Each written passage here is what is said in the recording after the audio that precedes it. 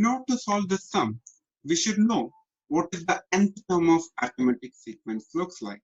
And the nth term of arithmetic sequence is an is equals to a plus n minus 1 times d, where a is the first term and d is the common difference. And they have given the third term as 10, which is nothing but a3 is equals to 10.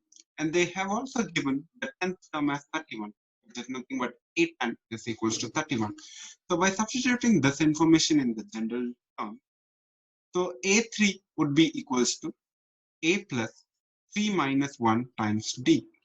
So which is nothing but a3 is 10. So 10 is equals to a plus 2d. So let this be equation 1. So similarly, a10 is 31.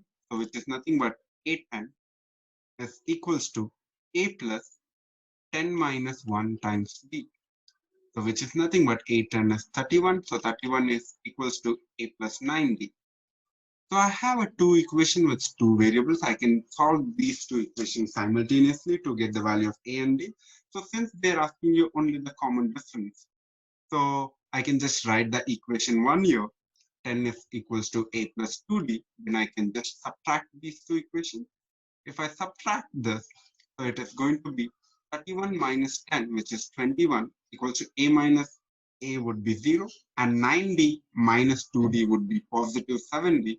So, and d is nothing but 21 over 7, which is nothing but positive 3.